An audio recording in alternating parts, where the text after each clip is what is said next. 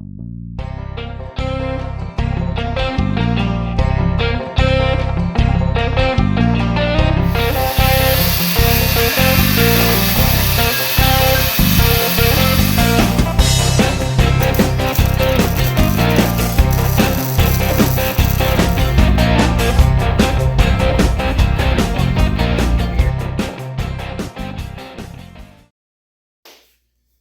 today's video, we're going to be making things a whole lot worse on this LJ before we can make them a whole lot better.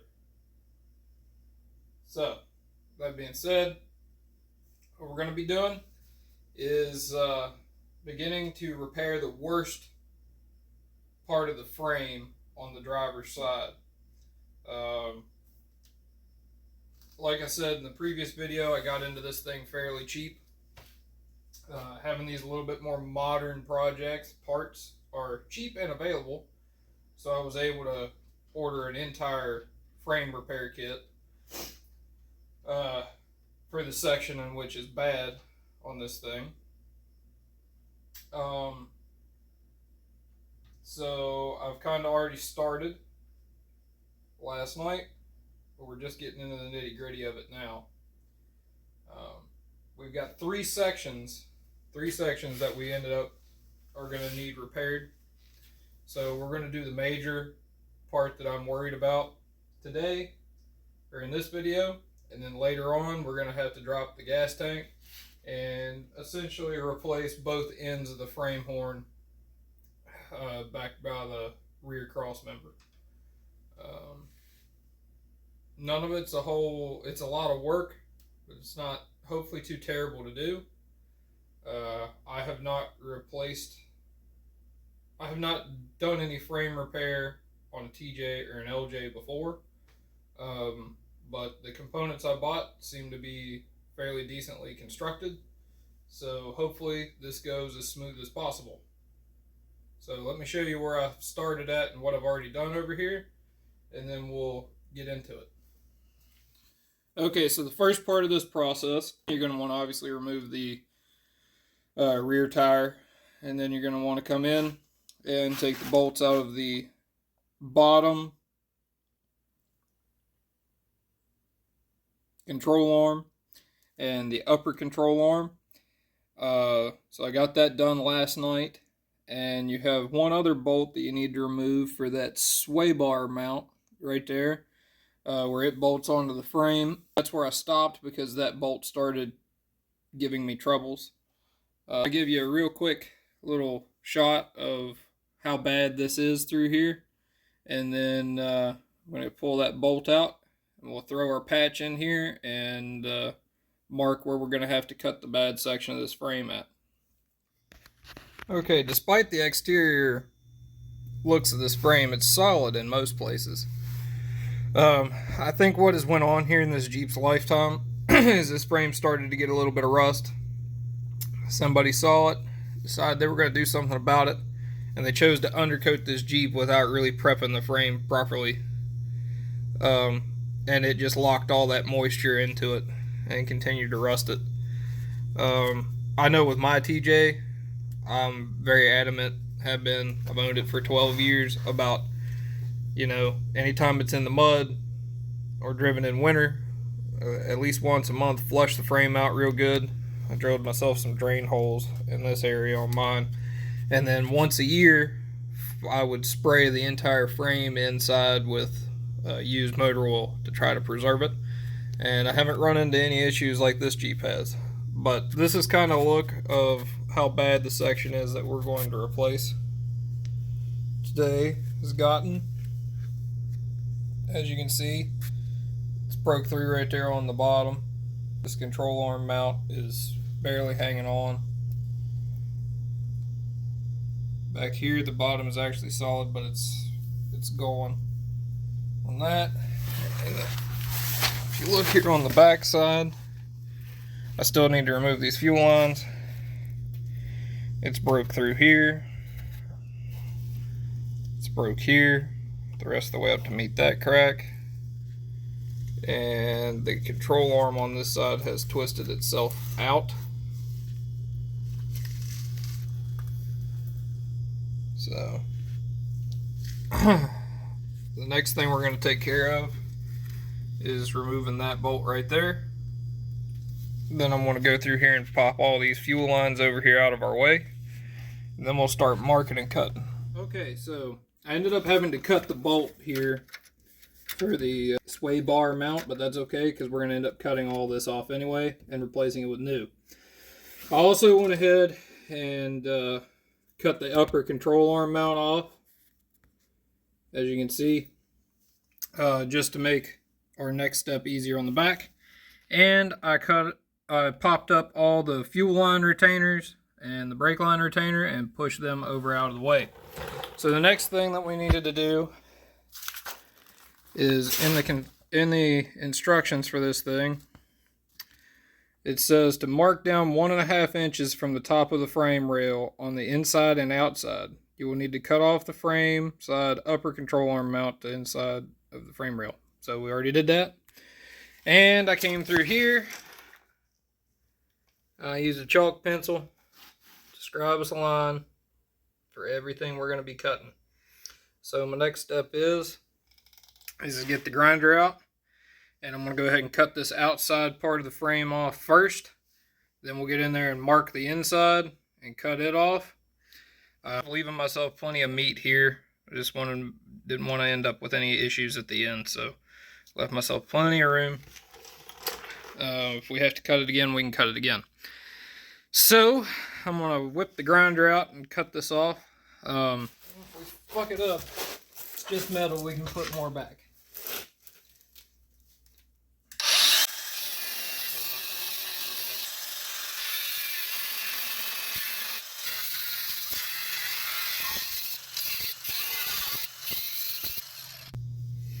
Okay, well the good thing about that, I got to take a break. I still haven't recovered all the strength from my right hand, so don't want to lose control of a grinder. I can tell you this much though, we're definitely into good metal there, so we should be alright with this, I think. So I'll go ahead and get this all cut out and then I'll bring you back. I got the lower part of our section that we're patching cut out on both sides. I still have a tab from a bracket here and a bracket up here that I've got to grind down on the back side. Like I said, I haven't done one of these pre-made patches before for a TJ or an LJ. But one thing that I definitely found out right there is this would have been much easier to do with a torch instead of doing it with a grinder. It gets a little bit tight when you're cutting the backside up in here. Really, it would be easier on you if you probably remove that whole upper control arm, but it's doable. You just got to be careful and take your time, go slow. I think what we're going to do next, before we start cleaning this up and getting it ready to weld and test fitting our patch panel and all that stuff, we've got an opportunity here to try to remove some of the dirt and rust and gunk that's in the front side of this frame. So we're going to try to blow it out with some air and get in there and maybe rake it out with a broomstick some. This is what came out of that section we cut out. So obviously you got some rust chunks in there, but you've got a lot of like sand in there. That's beach sand. That ain't West Virginia red clay mud, that's for sure. So like I said, what we're going to do next is try to clean some of this mess out of this frame, and then we're going to shoot it full of some paint back in there. Then we'll paint the inside of this section that we're patching and shoot as much paint up in here as we can, just to kind of preserve it from the inside out. And then once we get this all done, put back together, get the outside of it painted, everything reassembled, like I said earlier, we're going to pour some used motor oil down in this thing just to kind of give it a little protection here moving forward. But yeah, that took me about 30, 35, 40 minutes to cut out with the grinder, just going real slow and, you know, trying not to catch a grinding wheel in the teeth. But the other good news is all the metal up here in this top end of this frame, it's perfectly fine. So we've got good material to weld to. We've just got to get it all cleaned up here and prepped for welding. So I'm going to get my air hose out. I done kicked the compressor on. We're going to blow through that and see what we can get out of there. If air isn't the best option, then what we'll do is we'll just try to get in there and scrape as much of it out as we can.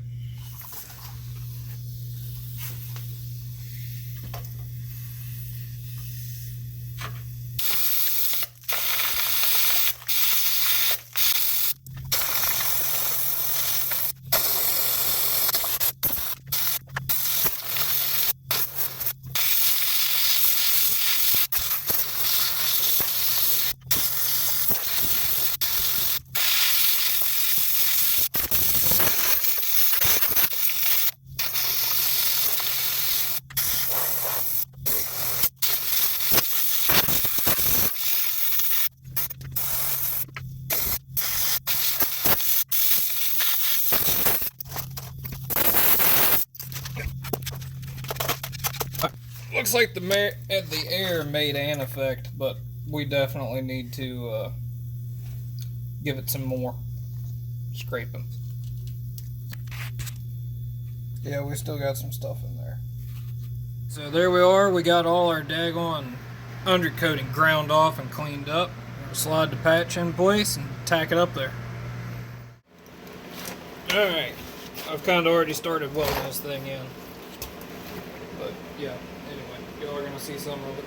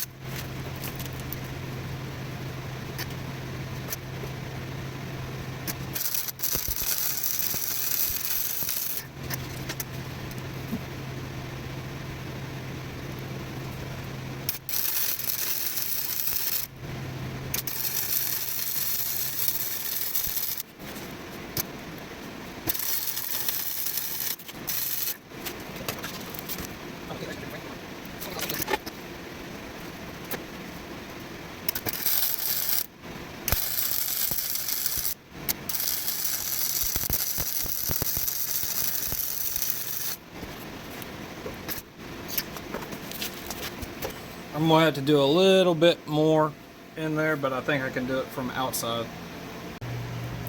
You should be able to start that by hand. I ain't gonna go.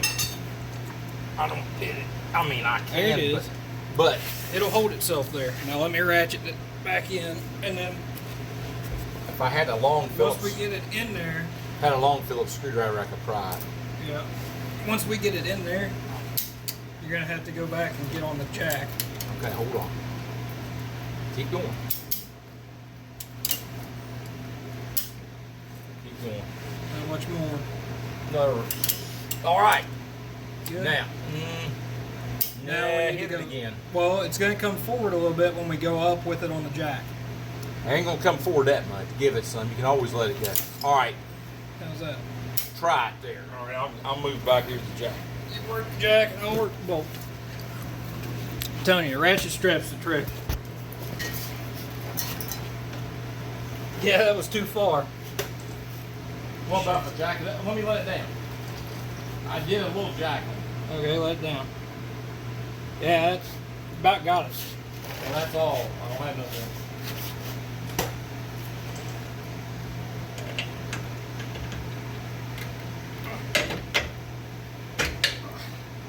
Get the hammer. You underneath there to see what the deal is. I can feel what the deal is. It's a little bit, tiny bit low. Just jack right here on that control arm on that side of it. Okay, it's too far forward and it's too far down. Too far forward. Yeah, so let me take some pressure off this ratchet strap. Yeah. If I don't know if I can.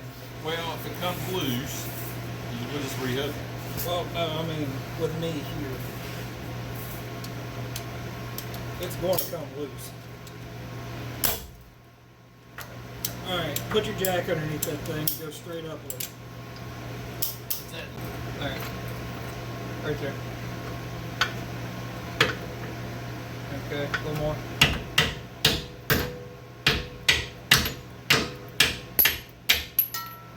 Alright, there's that bolt started. Alright, where's the nut?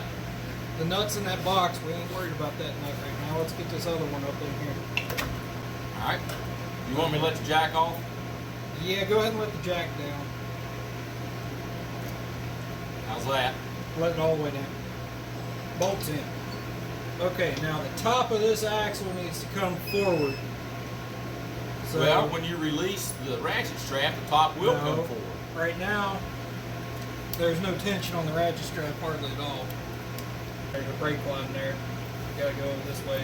Give it to me here. Hold on, just wait. There's all Give it kinds to of me on the no, outside. I can, because then the way we're pulling, you're gonna tear the brake line off. There you go. Nah, it ain't. Right there. I guess it ain't worked that hard, any. Or you ain't gonna pull that hard on. Ow, I hit my head on the How far is it off? hole's width. Huh? A hole's width.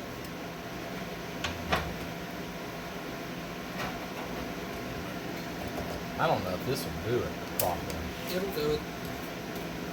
You may have to go back there and get that Nope. Not gonna mess nothing up. Doesn't look like it.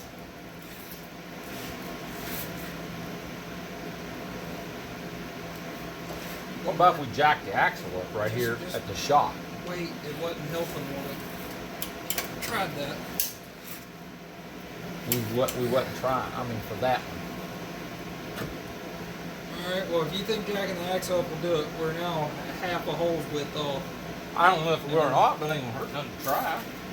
See what happens. Yeah, I need the bolt for this.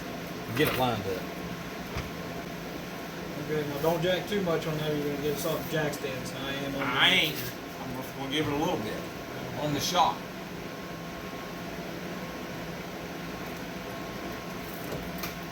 Keep going. Watch it on the jack I'm stand. watching it. Keep going. Should be compressing that shock. It's doing it. Keep going. Keep going. Got another 1/4 inch to go. Keep going. Keep going. Keep going. Almost there. Got another 1/8. Keep going. A little more. You want the bolt? Now we're on the fucking jack stand. Stop. Okay. Yeah, give me the bolt. Yeah. I think that's the bolt. Well, here, try it. I don't know where the nut is. It ain't over They here. don't have a nut. It's welded into the thing. Test it, then I'll put anti-seize on it. Make sure that's yeah, it. that's the bolt, because that's sliver on. It'll either go or it won't. One of the two.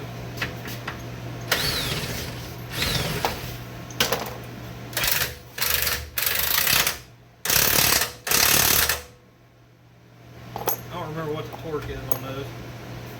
Better put it by hand. I know that thing will break it off. I did have one out. But Ah. the other night. Whoa. Yeah, there was just a little bit of pressure on that. Here. I can probably hold a triple wire. No, don't do that. We're filming a YouTube video. Let's just see what the pressure it's got on. It might just tighten up.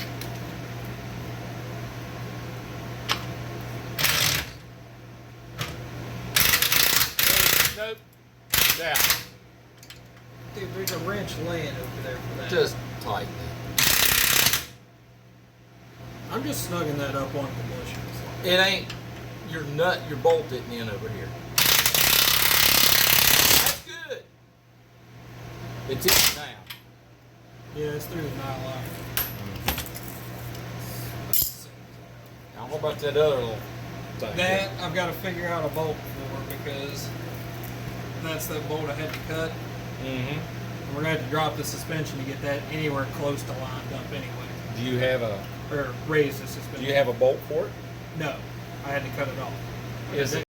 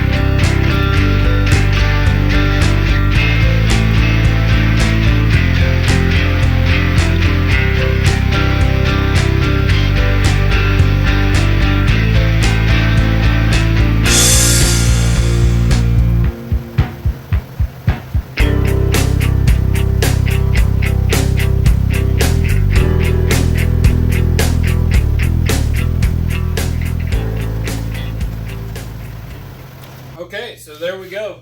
This thing's done and painted. That was made by, this patch panel is made by a company called Rustbusters. It's real affordable, like I said, under $200.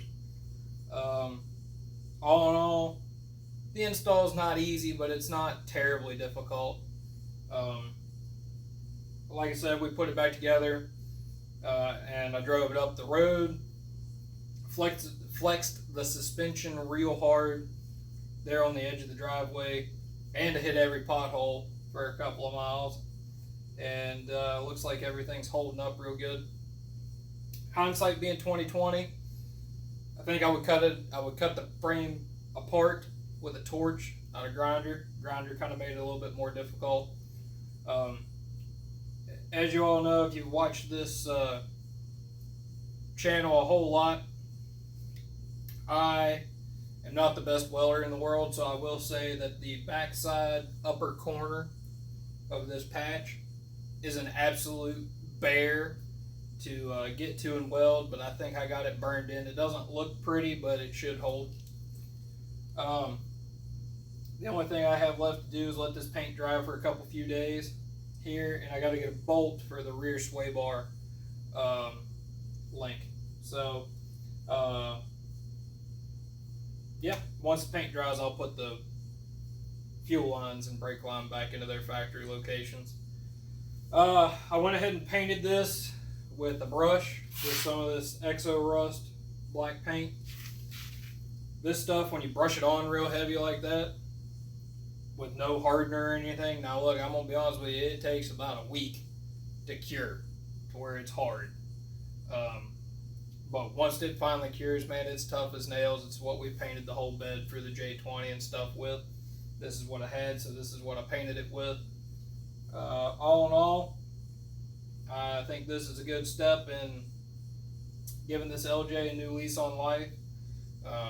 It's got some floor pan rust and stuff in it. We're gonna fix in the future, but probably not until we get some of these other repairs done and get some miles on it and see how well it holds up. All in all, like I said, I'm happy with this. Total job time involved was around 8 hours. But that being said, that's strung out over 2.5 days for me. There was a lot of start and stop and start and stop on this project, which is why the video is kind of choppy. Reasonable as long as everything comes apart well for you and goes back together well for you. There's no reason you couldn't have this done in 6 hours. It would be a whole lot handier if I had a 2-post lift instead of crawling around on the floor trying to weld that stuff. But hey, we got it and we're good to go.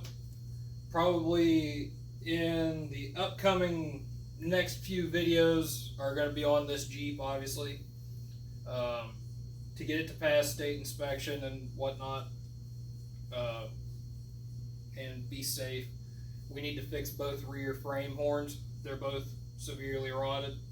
So that'll probably be our next big video that I put together. We'll be repairing the ends of the frame with some other patch panels. But with that, we're gonna have to drop the gas tank. There's a whole lot of work that's gonna go into that. So anyway, thank y'all for watching. Me personally, I think if you got a TJ or an LJ, they all get some rust in here. This is a very common issue with these Jeeps. This is worth your time to do.